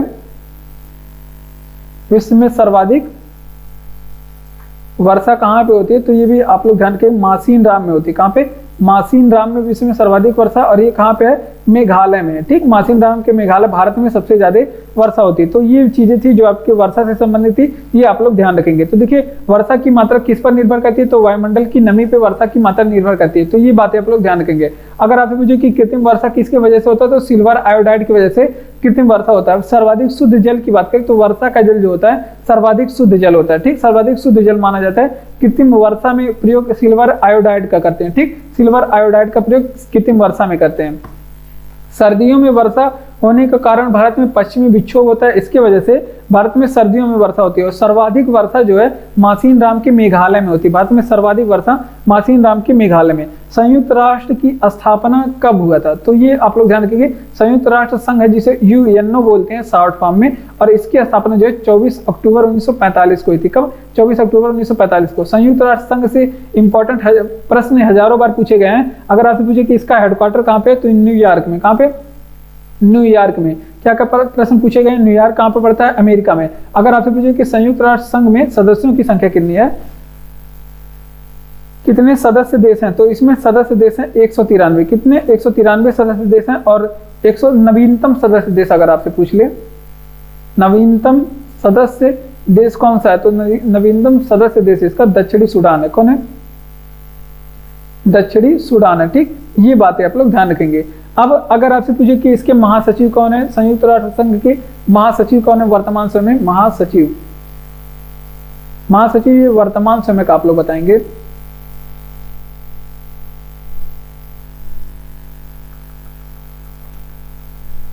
अगर आपसे पूछे कि संयुक्त राष्ट्र संघ के पहले महासचिव कौन थे, पहले महासचिव बताएंगे तो ट्रिगवेली थे। कौन थे? ट्रिगवेली। और ये भी एग्जाम में पूछा गया है। संयुक्त राष्ट्र संघ के पहले महासचिव ट्रिगवेली थे, और कहाँ के रहने वाले थे? ये नॉर्वे के रहने वाले थे। अगर आपसे पूछे संयुक्त राष्ट्र संघ के वर्तमान समय में महासचिव कौन है, वर्तमान समय में महासचिव कौन है, तो वर्तमान समय में एंटोनी गुटारेस हैं। ये भी अभी रिसेंटली एग्जाम में पूछा गया था। एंटोनी गुटारेस हैं, और ये कहाँ के रहने वाले हैं? ये पुर्तगाल के रहने वाले थे। ये यही इनका निवास स्थान पूछा गया था, तो पुर्तगाल के रहने वाले हैं। ठीक, ये बातें आप लोग ध्यान रखेंगे। संयुक्त राष्ट्र संघ की स्थापना कब हुई थी? 24 अक्टूबर 1945 को हुई थी। इसका हेडक्वार्टर कहाँ पे है? न्यूयॉर्क, अमेरिका में। ठीक, अगर आपसे पूछे कि संयुक्त राष्ट्र संघ में सदस्य देशों की संख्या कितनी है, तो 193 सदस्य देश है, और नवीनतम इसका सदस्य देश जो है दक्षिणी सूडान है। ठीक, और पहले महासचिव कौन है संयुक्त राष्ट्र संघ के? पहले महासचिव ट्रिगवेली। कौन है? ट्रिगवेली हैं, जो कि नॉर्वे के रहने वाले हैं, पहले महासचिव। और अगर आपसे पूछे कि वर्तमान समय इसके महासचिव कौन है, तो एंटोनी गुटारेस हैं। कौन? पुर्तगाल के रहने वाले हैं। तो अगला प्रश्न है कि भोपाल गैस दुर्घटना का कारण क्या था, तो भोपाल जो गैस दुर्घटना का कारण था, इसका जवाब आप लोग लिखेंगे। ये प्रश्न बहुत इंपॉर्टेंट है। या तो पूछेगा भोपाल गैस दुर्घटना कब हुआ था, या फिर होने का कारण कौन था, या फिर इसमें रिसाव किस गैस का हुआ था, तो ये सभी पूछा जाता है। और कौन से प्लांट में हुआ था, ये भी पूछा जाता है। तो ये आप लोग सारे प्रश्न यहाँ पे भोपाल गैस दुर्घटना, जो कि बहुत प्राचीन प्रश्न है, लेकिन यहाँ से प्रश्न पूछे जाते हैं अभी। तो भोपाल गैस दुर्घटना का कारण क्या था, तो यहाँ पे मिथाइल आइसोसाइनाइड का रिसाव हो गया था। मिथाइल आइसोसाइनाइड, और ये जो है, ये जो जहरीली रसायन है मिथाइल आइसोसाइनाइड का रिसाव हो गया था। ठीक, ये बात आप लोग ध्यान रखेंगे। और इसके वजह से भोपाल गैस त्रासदी हुआ था। अगर आपसे पूछे कि भोपाल गैस दुर्घटना कब हुआ था, तो ये आप लोग ध्यान रखेंगे। इसका ये दुर्घटना 3 दिसंबर 1984 को हुआ था। 3 दिसंबर 1984 को। और इसी दिन हम लोग भोपाल गैस त्रासदी दिवस मनाते हैं। 3 दिसंबर के दिन हम लोग भोपाल गैस त्रासदी दिवस भी मनाते हैं। ठीक, ये भी बात आप लोग ध्यान रखेंगे, क्योंकि ये भी एग्जाम में पूछा गया प्रश्न है। अब बात कर लेते हैं, ये जो दुर्घटना है भोपाल गैस दुर्घटना, ये कहाँ पे हुआ था, तो ये भी पूछा जाता है। कब हुआ था, कहाँ हुआ था, क्यों हुआ था, सब चीज पूछा जाता है। तो ये जो है आपका यूनियन कार्बामाइड प्लांट था। यूनियन कार्बाइड प्लांट था, कार्बाइड प्लांट था। और ये कहाँ पे था? मध्य प्रदेश में। इसी में जो है मिथाइल आइसोसाइनाइड का रिसाव हो गया था, जिसके वजह से ये घटना हुई थी। तो इसका रिवीजन कर लेते हैं। जैसे अगर आपसे पूछे कि भोपाल गैस दुर्घटना का कारण क्या था, तो मिथाइल आइसोसाइनाइड का रिसाव था। क्या था? मिथाइल आइसोसाइनाइड, यहाँ पे आइसोसाइनाइड गलत हो गया क्या, आइसोसाइनाइड का रिसाव हुआ था। ठीक, ये बातें आप लोग ध्यान रखेंगे, आइसोसाइनाइड होता है तो इसका रिसाव हुआ था। अब बात कर लेते हैं कब हुआ था, तो ये घटना 3 दिसंबर 1984 की है और भोपाल गैस त्रासदी दिवस हम लोग 3 दिसंबर के दिन इसी वजह से मनाते हैं। अब बात कर लेते हैं कहाँ पे हुआ था, तो यूनियन कार्बाइड प्लांट पे, यूनियन कार्बाइड प्लांट पे मध्य प्रदेश में ये घटना हुई थी। ठीक, बढ़ते हैं अपने अगले प्रश्न की ओर। और इसी क्रम में हमारा अगला प्रश्न है कि 6ठी शताब्दी ईसा पूर्व में मत्स्य महाजनपद स्थित था। तो मत्स्य महाजनपद जो है ये मत्स्य किसकी राजधानी थी, तो विराटनगर की, विराटनगर। ठीक, ये बात आप लोग ध्यान रखेंगे। अब मत्स्य महाजनपद के बारे में पढ़ लेते हैं। महाजनपद के बारे में अगर आपसे पूछे कि जानकारी हमें कहाँ से मिलती है, जो कि ये प्रश्न पूछा जाता है 6ठी शताब्दी से प्रश्न क्या क्या पूछा जाता है कि महाजनपदों के बारे में हमें जानकारी कहाँ से मिलती है।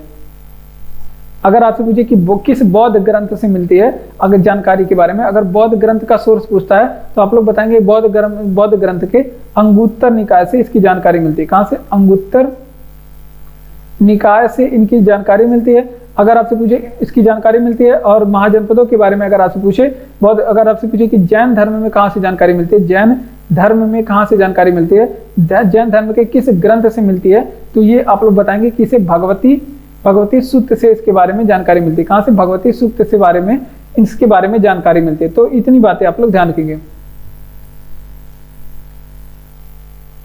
जैन धर्म के भगवती सूक्त ग्रंथ से इसके बारे में जानकारी मिलती है। अब महाजनपदों के बारे में, अब कुछ महाजनपद और उसकी राजधानी देख लेते हैं। जैसे अगर आपसे पूछे कि मगध की राजधानी क्या थी, तो मगध की राजधानी गिरिव्रज हुआ करती थी। क्या, और मगध की राजधानी गिरिव्रज हुआ करती थी। अगर आपसे पूछे कि पे अंग की राजधानी क्या थी, तो अंग की राजधानी चंपा हुआ करती थी। क्या, चंपा। ये सभी एग्जाम में पूछे गए हैं। अगर आपसे पूछे कि पे वत्स महाजनपद, 16 महाजनपदों के बारे में तो हम लोग नहीं पढ़ सकते, यहाँ पे 16 महाजनपद का उदय हुआ था, ये तो यहाँ पे लिखा ही नहीं है। तो लेकिन अगर सभी महाजनपदों के बारे में आप लोग नहीं याद रख पाते हैं तो कम से कम उनके बारे में याद रखेंगे जो ज्यादा एग्जाम में पूछे जाते हैं। तो वत्स की राजधानी कौन सी, कौशाम्बी। यहाँ से बच्चे बहुत ज्यादा कंफ्यूज रहते हैं, तो हम लोग इसको आप 10 क्लास में पढ़ते हैं तो यहाँ पे उसका रिपीटेशन मिल जाएगा, तो ये भी आप लोग ध्यान रखेंगे। तो क्योंकि यहाँ से प्रश्न आपको याद हो जाएंगे, क्योंकि बार बार एग्जाम में ये सभी प्रश्न पूछे जाते हैं और बार बार हम लोग रिवीजन भी आपको कराते हैं। ठीक, तो वज्र की राजधानी क्या थी, वैशाली। ठीक, ये सारी बातें आप लोग ध्यान रखेंगे। तो इसका रिवीजन कर लेते हैं। जैसे अगर आपसे पूछे कि 6ठी शताब्दी ईसा पूर्व में मत्स्य महाजनपद कहाँ पे स्थित है, तो मत्स्य महाजनपद जो है विराटनगर में स्थित है। और विराटनगर अगर आपसे पूछ ले कहाँ पे है, तो ये गुजरात में स्थित है। कहाँ पे, गुजरात में। अब बात कर लेते हैं महाजनपदों के बारे में जानकारी। 16 महाजनपद की उदय हुआ था 6ठी शताब्दी में। इसके बारे में जानकारी अगर आपसे पूछे किस बौद्ध ग्रंथ से होती है, तो आप लोग बताएंगे अंगुत्तर निकाय से। अगर आपसे पूछे कि किस जैन धर्म से इसकी जानकारी मिलती है, तो भक्ति सूत्र, तो इसकी जानकारी भगवती सूत्र से मिलती है। तो ये बातें आप लोग ध्यान रखेंगे, किससे, भगवती सूत्र से इसके बारे में जानकारी मिलती है। अब बात कर लेते हैं, अगर आपसे पूछे कि वहीं पे 16 महाजनपदों के बारे में तो नहीं, तो कम से कम कुछ महाजनपदों के बारे में याद रखेंगे। जैसे मगध की राजधानी क्या थी, गिरिव्रज थी। अंग की राजधानी क्या है, चंपा। और वत्स की राजधानी पूछे तो कौशाम्बी है। और वज्जी की राजधानी क्या है, वैशाली। ठीक, इतनी बातें आप लोग ध्यान रखेंगे। अगला प्रश्न क्या है, अगला प्रश्न कह रहा है कि कौन मुगल वंश का संस्थापक था, तो मुगल वंश का संस्थापक बाबर था, बाबर। ठीक, अब मुगल वंश के बारे में कुछ इंपॉर्टेंट प्रश्न देख लेते हैं। जैसे बाबर इसके संस्थापक थे। अगर आपसे पूछे कि बाबर का मूल नाम क्या था, मूल नाम क्या था बाबर का, तो इसका मूल नाम था जहरुद्दीन मोहम्मद बाबर। क्या था, जहरुद्दीन इसका मूल नाम था। ठीक, ये बातें आप लोग ध्यान रखेंगे। अब बाबर की एक आत्मकथा, ये भी एग्जाम में पूछा जाता, तो उसको भी आप लोग साथ में नोट कर लेंगे। बाबर की आत्मकथा के बारे में, आत्मकथा क्या है बाबर की, तो इनके आत्मकथा है बाबरनामा। क्या है, बाबरनामा।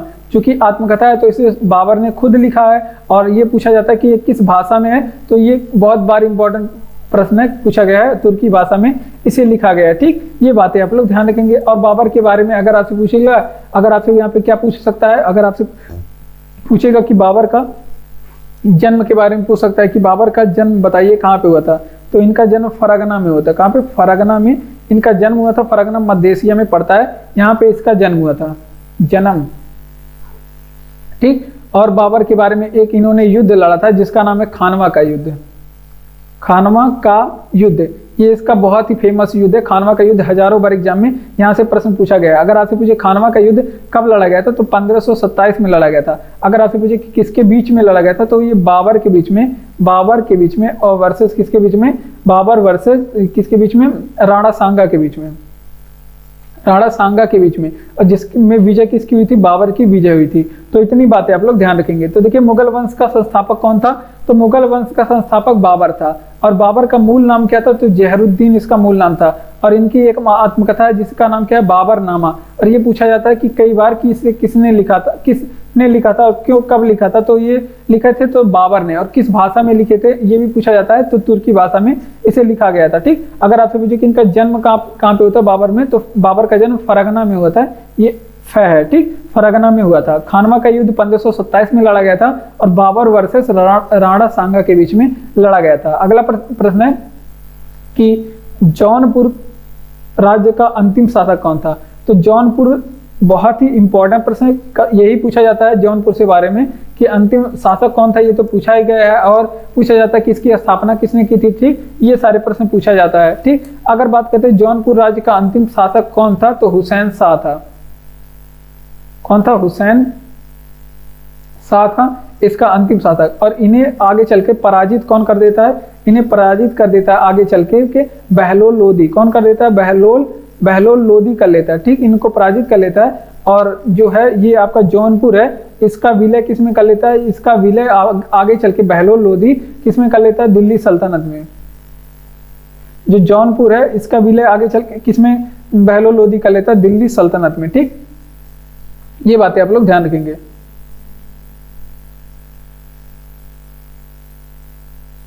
दिल्ली सल्तनत में आगे चल के इसका विलय कर लेता है। ठीक, अगर आपसे पूछे कि जौनपुर के बारे में, अगर आपसे पूछे कि जौनपुर नामक शहर की स्थापना किसने किया था, तो इसका स्थापना फिरोज शाह ने किया था। किसने, फिरोज शाह तुगलक ने किया था। किसने, फिरोज शाह तुगलक ने किया था।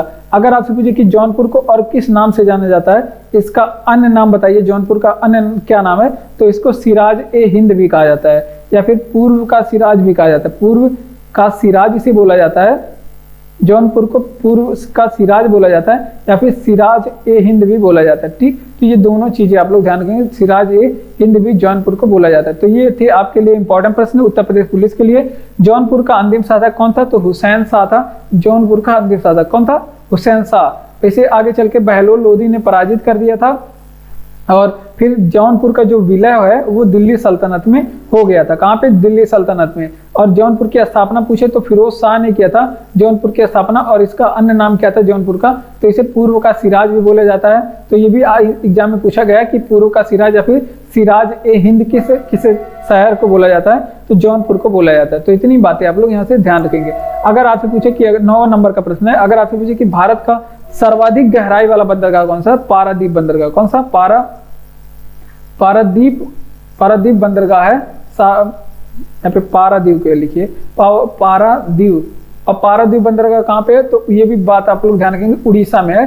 और ये भारत का सबसे गहरा बंदरगाह है। अगर आपसे पूछे कि हल्दिया पत्तन कहाँ पे स्थित है, हल्दिया पत्तन, क्योंकि पत्तनों के बारे में कुछ चीजें पूछा जाता है, क्योंकि यहाँ से प्रश्न एग्जाम में पूछा जाता है। और हल्दिया पत्तन पूछे तो आप लोग बताएंगे हल्दिया पत्तन के बारे में, तो पत्तन मतलब क्या होता है, बंदरगाह होता है। ये पूछे कहाँ पे, तो पश्चिम बंगाल में। कहाँ पे, पश्चिम बंगाल में स्थित है। ठीक, ये बातें आप लोग ध्यान रखेंगे। अगर आपसे पूछे कि भारत का सबसे बड़ा बंदरगाह कौन सा है, अगर आपसे पूछे कि भारत का सबसे बड़ा बंदरगाह कौन सा है, तो भारत का जो सबसे बड़ा बंदरगाह है वो आपका मुंबई पोर्ट है। कौन सा, मुंबई पोर्ट है। ठीक, अगर आपसे पूछे कि भारत का सबसे पुराना बंदरगाह कौन सा है, सबसे पुराना बंदरगाह अगर आपसे पूछ ले तो भारत का जो सबसे पुराना बंदरगाह है वो है आपका कोलकाता पत्तन। कौन सा, कोलकाता बंदरगाह भारत का सबसे पुराना। अगर आपसे पूछे सर्वाधिक गहराई वाला बंदरगाह कौन सा है, तो पारादीप बंदरगाह। कौन सा, पारादीप बंदरगाह। ठीक, और ये जो कोलकाता बंदरगाह है जो सबसे पुराना बंदरगाह है, ये कैसा बंदरगाह है, एक नदी बंदरगाह है। कैसा, नदी बंदरगाह। तो ये भी पूछ सकता है कि ये किस तरह के बंदरगाह का उदाहरण है, तो ये सबसे पुराना जो बंदरगाह है ये एक नदी बंदरगाह है। ये बात आप लोग ध्यान रखेंगे। वहीं कई बार हजारों बार एग्जाम में पूछा गया कि कांडला पत्तन कहाँ पे स्थित है, तो कांडला जो पत्तन है ये गुजरात में स्थित। कहाँ पे, गुजरात में स्थित है। ठीक, इतनी बातें आप लोग ध्यान रखेंगे। अगला प्रश्न कि भारत का सर्वाधिक गहराई वाला बंदरगाह कौन सा है, तो भारत का जो सर्वाधिक बंदरगाह गहराई वाला बंदरगाह है पारादीप बंदरगाह है, उड़ीसा में स्थित है। कहाँ पे? उड़ीसा में स्थित है। अगर आपसे पूछे कि हल्दिया पत्तन कहाँ पे स्थित है, तो पश्चिम बंगाल में ये हल्दिया पत्तन स्थित है। सबसे बड़ा बंदरगाह भारत का कौन है? तो भारत का सबसे बड़ा बंदरगाह मुंबई में है। कहाँ पे? मुंबई में। और भारत का सबसे पुराना बंदरगाह पूछे तो कोलकाता में है। ये एक नदी बंदरगाह है। कैसा बंदरगाह है? नदी बंदरगाह है। ठीक। कांडला पत्तन की बात करें तो गुजरात में स्थित है। कहाँ पे? गुजरात में। ठीक, ये बातें आप लोग ध्यान रखेंगे। यूरोप की तेल की राजधानी किसे कहते हैं? अगर यूरोप की तेल की राजधानी पूछे तो आप लोग क्या बताएंगे? तो यूरोप की जो तेल की राजधानी है एबरडीन है। क्या है? एबरडीन। ठीक, ये एबरडीन एक शहर है जो कि स्कॉटलैंड में है। कहाँ पे? स्कॉटलैंड में। और ये इसे कहा जाता है यूरोप की तेल की राजधानी एबरडीन। नाम याद रहेगा कि नहीं याद रहेगा?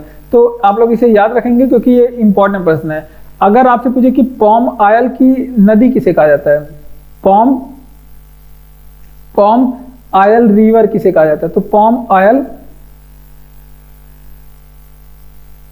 आयल रिवर के बारे में पूछे तो ये कहा जाता है किसे? नाइजर नदी को। किसे कहा जाता है? नाइजर नदी को। अगर आपसे पूछे कि पॉम ऑयल कंट्री किसे कहा जाता है, जो कि एग्जाम में पूछा गया है, पॉम ऑयल कंट्री के बारे में पूछे कि किसे कहा जाता है, तो पॉम ऑयल कंट्री के बारे में अगर आपसे पूछे तो पॉम ऑयल कंट्री किसे कहा जाता है? नाइजीरिया को कहा जाता है। किसे? नाइजीरिया को कहा जाता है। ठीक, ये बातें आप लोग ध्यान रखेंगे। पॉम ऑयल कंट्री किसे कहा जाता है? नाइजीरिया को पॉम ऑयल कंट्री कहा जाता है। ठीक, अब बात करते हैं भारत का पहला तेल शोध संस्थान जो था वो डिगबोई में लगाया गया था। अगर आपसे पूछे कि डिगबोई तेल क्षेत्र कहाँ पे स्थित है, डिगबोई तेल क्षेत्र केवल यही बताइए कहाँ पे स्थित है, तो ये आपसे पूछेगा तो आप लोग बताएंगे असम में स्थित है। कहाँ पे? असम में स्थित है। अगर आपसे पूछे कि कोयली तेल क्षेत्र कहाँ पे स्थित है, जो कि ये भी एग्जाम के लिए इंपॉर्टेंट है, कोयली तेल क्षेत्र, तो कोयली जो तेल क्षेत्र है ये गुजरात में स्थित है। कहाँ पे? कोयली तेल क्षेत्र जो है ये गुजरात में स्थित है। तो ये कुछ प्रश्न थे जो आपके खाद्यान्नों जो आपके खनन से संबंधित प्रश्न होते हैं, जो तेल वगैरह निकाले जाते हैं वो खनिज से संबंधित प्रश्न होते हैं। ठीक, ये बातें आप लोग ध्यान रखेंगे। अगर आपसे पूछे कि यूरोप की तेल की राजधानी किसे कहते हैं, तो एबरडीन को कहते हैं यूरोप की तेल की राजधानी। किसे? एबरडीन को कहते हैं। ये स्कॉटलैंड का एक शहर है। अगर आपसे पूछे कि पॉम ऑयल रिवर किसे कहते हैं, तो नाइजर नदी को पॉम ऑयल रिवर कहते हैं। अगर आपसे पूछे कि पॉम ऑयल कंट्री किसे कहा जाता है, तो नाइजीरिया को कहा जाता है पॉम ऑयल कंट्री। किसे? नाइजीरिया को कहा जाता है। डिगबोई तेल क्षेत्र कहाँ पे स्थित है? असम में स्थित है। कहाँ पे? असम में। कोयली तेल क्षेत्र कहाँ पे स्थित है, तो ये गुजरात में स्थित है। कहाँ पे? गुजरात में। तो इतनी बातें आप लोग ध्यान रखेंगे। एलपीजी से उत्पन्न दुर्गंध किसकी वजह से होता है, तो ये जो दुर्गंध होता है एलपीजी में, तो यहाँ पे अब हम लोग साइंस से संबंधित प्रश्न पढ़ेंगे और खासकर गैसों से संबंधित प्रश्न पढ़ेंगे। तो ये इथाइल मर्केप्टोन की वजह से होता है। इथाइल मर्केप्टोन की वजह से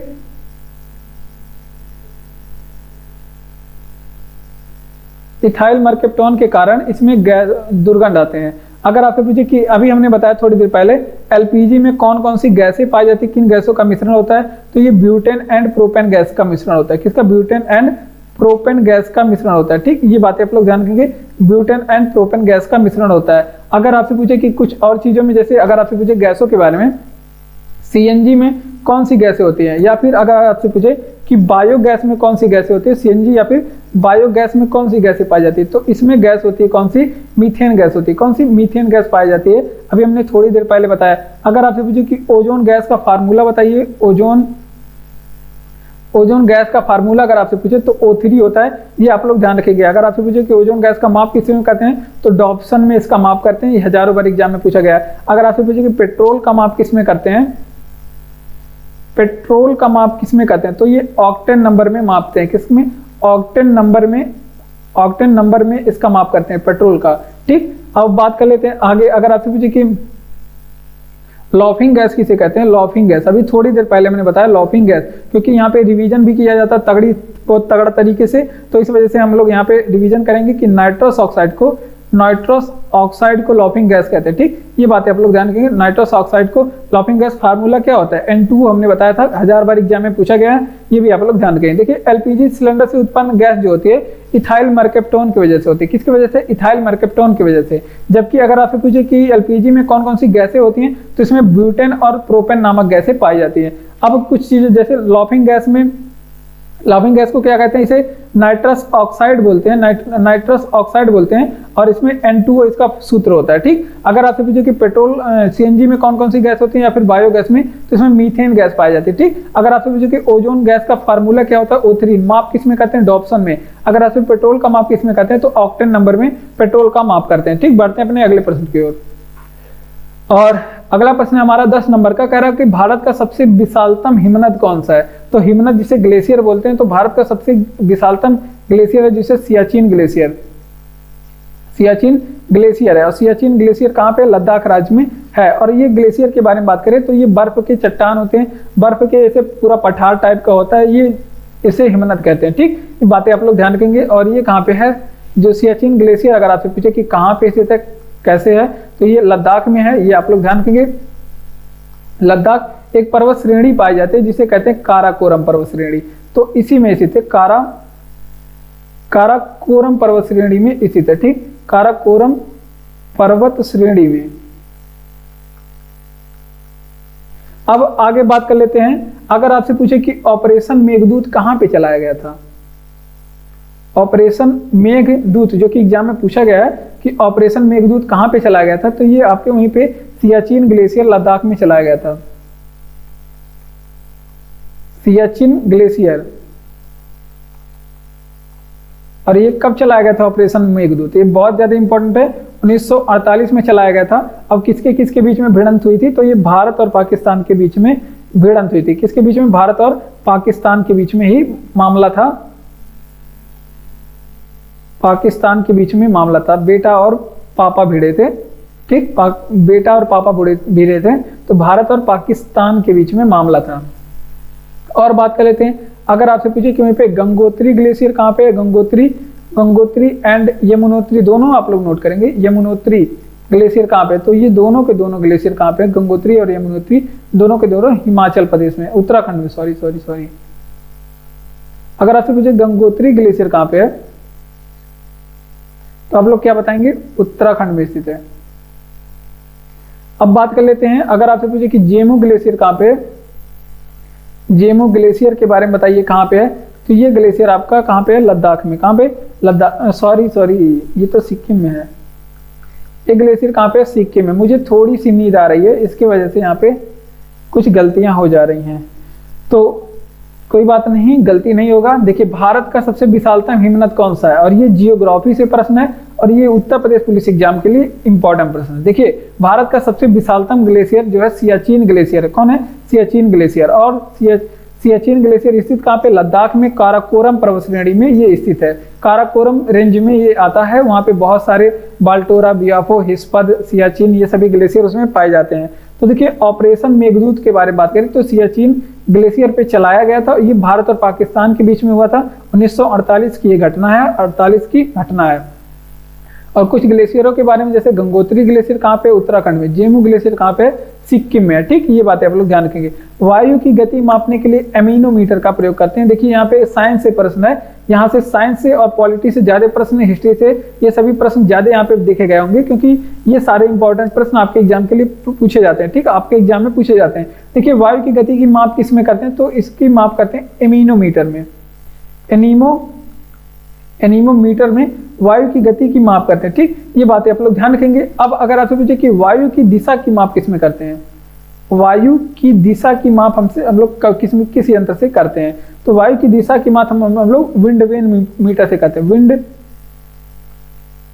विंड वेन मीटर से करते हैं। ठीक, अगर आपसे पूछे कि वायु दाब का मापन हम लोग वायुमंडलीय वायु दाब का मापन किस में करते हैं, तो इसका जो है मापन जो है वायुमंडलीय दाब का मापन हम लोग बैरोमीटर से करते हैं। किसमें, बैरोमीटर से करते हैं। ठीक, ये बातें आप लोग ध्यान रखेंगे। अब बात कर लेते हैं, अगर आपसे पूछे कि पे जल का आपेक्षिक घनत्व मापना हो, जल का आपेक्षिक घनत्व मापना तो किससे मापें, तो आपेक्षिक घनत्व की बात करें तो जल का जो आपेक्षिक घनत्व है ये जल का जो आपेक्षिक घनत्व है ये हाइड्रोमीटर से मापते हैं। किसमें, हाइड्रोमीटर से मापते हैं। ठीक, ये बातें आप लोग ध्यान कीजिए। जबकि अगर आपसे पूछे कि जल की आर्द्रता का मापन करना हो, अगर आपसे पूछे कि जो जल की आर्द्रता का मापन करना हो तो वो किस में मापेंगे, तो वो हाइग्रोमीटर से मापेंगे। किसमें, हाइग्रोमीटर से। ठीक, ये बातें आप लोग ध्यान रखेंगे। चलिए रिवीजन करते हैं। जैसे अगर आपसे पूछे कि वायु की गति की माप किस में करते हैं, तो एनीमोमीटर से करते हैं। एनीमोमीटर से वायु की गति की माप करते हैं। ठीक, ये बातें आप लोग ध्यान रखेंगे। अगर आपसे पूछे कि वायु की दिशा की माप किस में करते हैं, तो विंड वेन मीटर से वायु की दिशा की माप करते हैं। अगर आपसे पूछे कि वायु दाब का माप किससे करते हैं, वायुमंडलीय दाब का मापन बैरोमीटर से करते हैं। जल की आर्द्रता मापने के लिए हाइग्रोमीटर, देखिए यहाँ पे पदेन रह लगा हुआ है, हाइग्रोमीटर में भी पदेन रह लगा हुआ है। जबकि अगर आपसे पूछे कि जल का आपेक्षिक घनत्व किस में मापते हैं, तो हाइड्रोमीटर से जल का आपेक्षिक घनत्व मापते हैं। ठीक, थोड़ा सा अंतर है दोनों में, आप लोग ध्यान रखेंगे। स्वस्थ आंख के लिए स्पष्ट दृष्टि की न्यूनतम दूरी कितनी होती है, 25 सेंटीमीटर होती है। कितनी, 25 सेंटीमीटर दूर पे अगर कोई वस्तु रखेंगे तो आपको एकदम स्पष्ट दिखाई देगा। ठीक, अगर आपसे पूछे कि वहीं पे हम लोग नेत्रदान में आंख का कौन सा भाग दान करते हैं, नेत्रदान में हम लोग आंख का कौन सा भाग दान करते हैं, तो नेत्रदान में दान करने वाला जो आंख का पार्ट होता है कॉर्निया होता है। ये एग्जाम में हजारों बार पूछा गया है। अगर आपसे पूछे कि हमारे नेत्र में प्रतिबिंब कहाँ पे बनता है, नेत्र में अगर आपसे पूछे कि प्रतिबिंब जो है किस आंख के किस भाग में बनती है, तो हमारे नेत्र में जो प्रतिबिंब है ये रेटिना पे बनती है। कहाँ पे, रेटिना पे। अगर आपसे पूछे यहाँ पे नेत्र से संबंधित ये सारे प्रश्न पूछे गए हैं। और अगर आपसे पूछे कि हमारे नेत्र में प्रकाश का नियंत्रण कौन सा भाग करता है, आंख का कौन सा भाग प्रकाश का नियंत्रण करता है। ठीक, तो ये भी इंपॉर्टेंट प्रश्न है। तो प्रकाश का नियंत्रण पूछे तो आइरिस करता है। कौन सा भाग, आइरिस करता है। ठीक, ये बातें आप लोग ध्यान रखेंगे। आइरिस जो है हमारे आंख में प्रकाश का नियंत्रण करता है। तो अब इसका रिवीजन करेंगे। देखिए तो क्या क्या प्रश्न कर रहा है कि स्वस्थ आंख के लिए स्पष्ट दृष्टि की न्यूनतम दूरी 25 सेंटीमीटर होती है। और नेत्रदान में दान कौन सा भाग किया जाता है, आंख का कॉर्निया किया जाता है। और बात करें नेत्र में प्रतिबिंब कहाँ पे बनते हैं, रेटिना पे बनते हैं। और नेत्र में प्रकाश का नियंत्रण कौन सा भाग, आइरिस करता है। ठीक, अगर आपसे पूछे कि वहीं पे निकट दृष्टि जो जिसे मायोपिया कहते हैं, इसमें दूर की चीजें स्पष्ट नहीं दिखाई देती हैं निकट दृष्टि उसमें, और इसके निवारण के लिए अवतल दर्पण का, अवतल लेंस का प्रयोग करते हैं। और जो दूर दृष्टि है जिसे हाइपरमेट्रोपिया कहते हैं, इसमें निकट की चीजें नहीं दिखाई देती हैं और इसके निवारण के लिए हम लोग उत्तल दर्पण का उपयोग करते हैं। ठीक, बढ़ते हैं अपने उत्तल लेंस का उपयोग करते हैं, सॉरी। तो बढ़ते हैं अपने। तो देखिए जय हिंद, आज की क्लास में बस इतना ही। अगर आपको क्लास अच्छा लगा हो तो क्लास को प्लीज लाइक करिए, चैनल को सब्सक्राइब करके हमारे साथ जुड़ जाइए इसी तरह के और भी क्लास और वीडियो पाने के लिए। तो धन्यवाद, मिलते हैं अपने अगले प्रश्न में, अगले क्लास में। और तब तक के लिए आप लोग पढ़ते रहिए, हंसते रहिए, मुस्कुराते रहिए, इसी तरह से एंजॉय करिए और खुश रहिए। खुशी से ज़्यादा इंपॉर्टेंट कुछ नहीं होता।